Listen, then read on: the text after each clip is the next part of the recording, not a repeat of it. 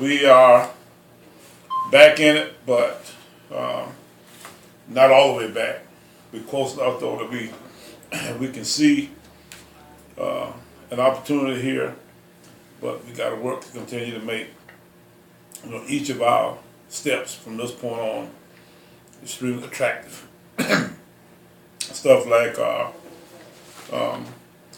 think we got to be a total team more than anything else, and that's how we looks like got to win football games. So our special teams, our defense, our offense have all got to be on the same page and we coordinate that way. But at the same time, we've had some issues. Didn't play quite as well offensively as I would like Saturday. A lot of them had to do with Florida, and Florida played extremely well. And I guess the fact that they went up and beat Norfolk at Norfolk 2 weeks ago, and Norfolk then went down and beat Bethune this past weekend, gives you just how much we were concerned about Florida them coming in here. So we got Morgan this week. Looks kind of similar in nature. Morgan started to really play well. Beat a good A&T team last weekend up at their place. So we got to work cut out for us again. Now, go. Just for yourself, just when you first heard of the score back in Daytona Beach, what was your reaction? Not much of a reaction. We're at the point now where we were pretty much resigned to the fact that we had to win out regardless. So we got to play well. That's my biggest concern right now. And, the fact that it gives us an opportunity to share the conference title, or maybe even possibly win the conference title, is something that, that has not escaped us. We really do want to win the conference. So, if that be the case, then we take that and run with it if it came to that. Now, we would like to be as greedy as we could be. At this point, I want to take every possible thing. I think our kids want to take every possible gift that we can get, out of this particular scenario this weekend. But at the same time, we just need to continue to play well. Last 4 weeks offensively, it's almost been Jekyll and Hyde. Just what do you expect this Thursday? You know what? We had not been the same football team we were at North Carolina Central up to the North Carolina Central game. And, we've gotten a couple guys banged up and that kind of stuff. We hadn't had the full complement of fullback, tight end kind of guys, and offensive line wise, we've struggled a little bit here in the last couple of days. But at the same time, we still should be fine. I don't know exactly what our issue is, except for people have defended us a little bit different, a little bit better. Maybe people caught up to us a little bit. I don't know. But, that's what you deal with in this game of football. It's an ebb and flow kind of affair. You go this way for a while and you need to go back this direction. You see that happening all over the game that way. So, except for the people who just so much dominant of everybody else, that they can just kind of just go out and knock people around. We don't quite have that kind of ability. We can't just go out and just slobber knock people and and just push people around. We're not quite that good. So, it is what it is as far as us trying to continue to search to find, ways to be successful that way, and the search goes on. It just comes down to, once again, with the offensive line, a matter of them trying to get tougher, develop. Not really, but sometimes yes. But I don't want to just dump on the offensive line. We got to do some things to help them. We got to throw a little bit better. We got to maybe move the quarterback. We got to do some things to take into account some of the issues that they have and to help them out some. If you got a problem that way, then you just don't go out and just try to knock people in the head and throw the ball from the same spot all the time. We got to figure some of those kind of things out. But at the same time, they didn't play well either. But now we didn't, as an offense, play well. So, but now give Florida and them credit too. Now, those guys got after our fans. They had a good plan and they overloaded us some. And we didn't really have the ability. Couldn't find the time sometimes to to throw them off of us, which is not really ideal that way. So, it was an issue where we had our problems offensively in a way. that I think had a lot to do with Florida them as much as it had to do with us. Do you think in certain instances, like there were a couple of third and shorts where Justin was stopped short, and then of course there was a fourth down when you tried to sneak, and Q was stopped short. That sometimes that the offense may look predictable. Could be all above. Sometimes on fourth down, maybe I ought to punt. One of those kind of deals. We punt pretty good, so I am going to be more cognizant of this point of what our issues are and maybe act more accordingly. But at the same time, there's all kinds of reasons why you might not necessarily be able to accomplish something this way. Predictability would be one that always concerns you, because people do a good job of breaking you down and having good ideas about exactly where you're going to attack and that kind of stuff. But at the same time, it's a yard. You've heard all the time, ever since I was a little kid, if you can't get a yard, you don't deserve a yard. So, that's what we deal with. Is there any concern that you may be running Justin Taylor too much?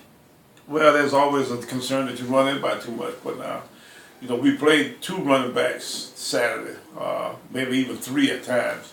So, we'll continue to try to mix some other guys in there. We got to find, as much run as we can, with the guys that we have involved. It's got nothing to do with who the guy is as much as it's got to do with is how we execute what we're trying to execute. When you sat down for the coach's picture back in 2002, did you expect you and Coach Hill Ely to be the last 2 standing? No, I didn't have a clue that I make it past 1 year to make it this far. It's been good, but at the same time, it's always another goal out there to reach. So, the fact that you've been here this long just makes you want to do it longer. And I guess in the Coach Hill, how do you think he's been able to survive? I don't know, but he does. And, it's one of those kind of weeks this week where, I'm sure we'll both be scratching and clawing trying to survive a little bit longer. So, the success of A is direct proportion to the failure of B in this line of work. One of us going to suffer, I guarantee you. So, that's, better him than me. You look at the overall history, state has dominated, in particular in Baltimore, and even though you've had your success here, it seems though they seem to play a little better here than in Baltimore. They do. They've had some games here that they probably should have won. We've been in overtime a time or two. I remember one time Terry Smith caught the ball with one hand. We made a field goal or two. Heck, I don't know exactly. It seemed like we made a long field goal one year, to beat them here. Maybe that was close to overtime right at the end of a game of sort. So, yeah, we've had some good football games here, and we've won games there. I don't know if we lost one there. Well, you have, like I tell you before, you haven't lost there since your senior. The only one we lost was here, the first year we were here. Is that right? Yes. And then the only time really you've lost to them up there, the last time was your senior year, 1974. In college? In college, your senior year in college. That's news to me. Well, we'd like to see if we can keep it going. Whether that's possible or not, I'm not sure, but we need to try to see if we can keep it going.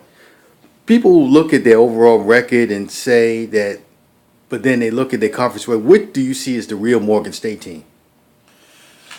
I don't know. They've begun to get a little bit better understanding of what their personnel is about. They've moved some people around. They've changed their offense some. They've changed their defense. They've done some things over the year that you can see a gradual changing of sorts to get better. Sometimes as you figure out what your personnel is and what you can do better, you get a little bit better grip on things. The team that you see now is definitely a better football team than what you saw earlier during the year. They're playing some young kids. They're playing some redshirt freshmen, redshirt sophomore kids.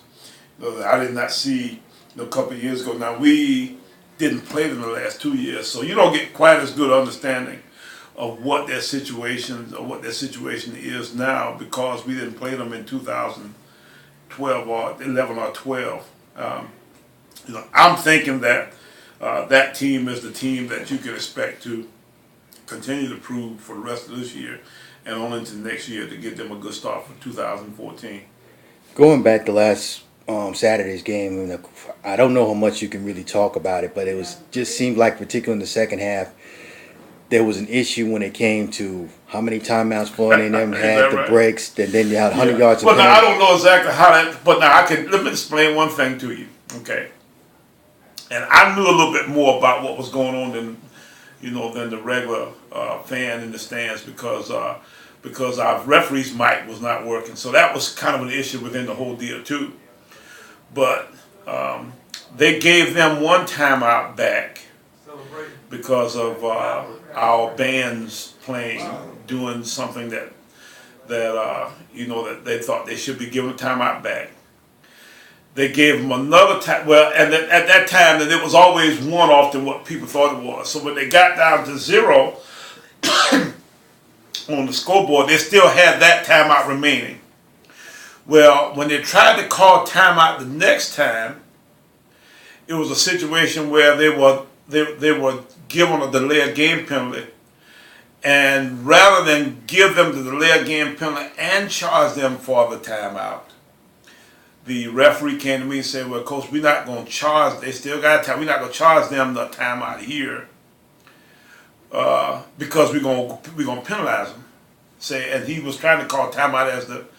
So I said, okay. So then at that point, then they still had a timeout. Well, there was another situation later on where the clock went down to 4 seconds, and it was about, and they stopped the game and gave them a tap, not really giving them, but they had a stoppage of play which looked like a timeout because the down box was not right. It was 4th down. They had 3rd down on the down box.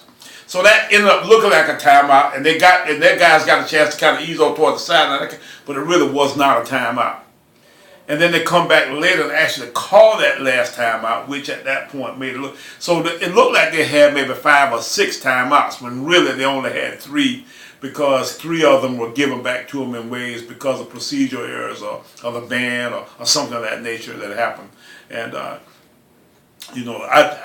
knew the whole time, so the uproar was not necessarily as much about the fact that they got the extra timeout, but because our system was not working that could actually explain to everybody where we were, so that we wouldn't have the uproar at the point when they called the last timeout. What about this was the second game this year where you had over 100 penalties? They had to look and see whether. Yeah, well, we had a hard. Florida them plays that defense where they use a lot of little guys rushing the passer, and when little guys rush the passer, what happens is they shake and bake, all that kind of stuff, and you're doing a lot of grabbing and that kind of stuff, and that lots of times what happens is a guy moves in an unnatural way away from a lineman in the direction that he doesn't particularly feel like the guy ought to be going.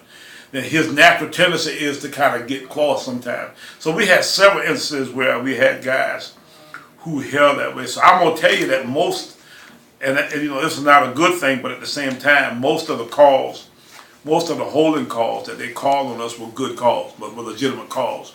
There was 1 or 2 that might have been a little bit shaky, but to be perfectly honest with you, I really did not have much of an argument with the officials that way. The biggest thing I was concerned about was, the fact that that we had some other little issues that you have, but officiating for all practical purposes in that game really was not all that bad. I thought it was not bad. It was okay. Okay. Well, looking forward then to Thursday's game. Although it was Seniors Day this past week, this is actually their last regular season home game. Just talk about the senior group. Well, we got a group of guys that have, for all practical purposes, got us back going again. After having gone through what we went through in 2012, for them to come back and have a winning season and to still have a chance to win the conference championship and all that kind of stuff, I think it's a heck of a legacy for this class. So, you can bet that we'll always have a special place in our heart for these guys, who've played their hearts out for South Carolina State, and we'll always have a special kind of bond, in a way that we can always sit down and enjoy each other's company. Okay, and also it's another televised game. Just talk about when ESPN comes into town. Just what does that mean for the school, and just How y'all been able to take advantage of it? Well, I'm hoping that we do take advantage of it. It gives us a chance to, to show South Carolina State its best light. And, for the city of Orangeburg and all the surrounding areas, this is also a reflection on you all, the entire area. And, it is imperative that we do a good job of putting, as many people in the stands as we possibly can, because, it just looks so much better. Orangeburg, South Carolina, big crowd, rockers and roaring and that kind of stuff going, and having a good time that way. So I'm hoping we have a good crowd this Thursday night. And part of it's got to be, about our community coming together and actually doing all they can to support this program this way. So I'm hoping we have a nice crowd, and it's a great reflection on us. And a lot of people from all over the country, all over the world, actually, get an opportunity to see, our place and see our town and see all of the different kinds of things that we got going on right here. They do, some other pieces on the university and different programs, that kind of stuff. So we like the fact that you get an opportunity to have some national style kind of publicity about our university on using this format. You're 25-2 on television. Just how do you explain sort of that good fortune you've had? Been fortunate, I guess. We've played good. It says a lot for our process when playing on TV. The fact that we do a good job of getting our kids ready and get our overall program in a position where we can be successful that way. But I think it's probably got more to do with the fact that that we just been fortunate, and it's got no real bearing on on us being any better and worse than the teams that we play. How has that helped recruiting wise? Oh, anytime you can win at anything, anytime you play as much on TV as we do, it helps in recruiting. These are the kinds of things that we try to show our kids, as they come in here. A lot of our highlight tapes and that kind of stuff. You can see some of the TV copy and that kind of stuff in our, highlight film and that kind of stuff. So it's good that it gives us a chance to, show kids, what we're about that way, and they know that if you come to South Carolina State and you play well, then you will get a chance to play on TV a good bit. Is there one case in particular one recruit in particular who's ended up having a good career here, where being on television benefited you? I don't know. I talk to kids all the time who see us play on TV, who have seen us play on TV. And, I don't know if there's anything better than coming and seeing the live atmosphere of a game like Saturday, like our Youth Day crowd. Some of those kind of crowds we've had here that have been really tremendous. But, at the same time, when you're seen on TV that way, you touch a broader audience that you don't necessarily have an opportunity to do in the other way. So, yeah, I've had kids who've said that, yeah, I saw you play on TV, but at the same time, it's not a thing where I'm going to come to South Carolina State because I saw him play on TV that way, because it doesn't really happen that way anymore. The sorting process of who gets who and how, how the recruiting process fits mostly, fits in a way where most of the kids who want to come to you, regardless of what you get done on TV on Saturday, will come, and those kids who don't, who get other opportunities don't. Only other thing, coming off of this game, it's almost a sort of a deja vu, although not as long as a break, but you'll have a 9-day break between now and Norfolk. Are you concerned that you don't have the same letdown that you had against Purdue? I hope not. We've got to play better, from that point on. But now I'm not as concerned about the break after this game as I am concerned about, Morgan State at this point. The Norfolk deal is one that we'll deal with once we get to the time after Morgan. But everything right now is so much directed toward Morgan until I hadn't even thought about Norfolk.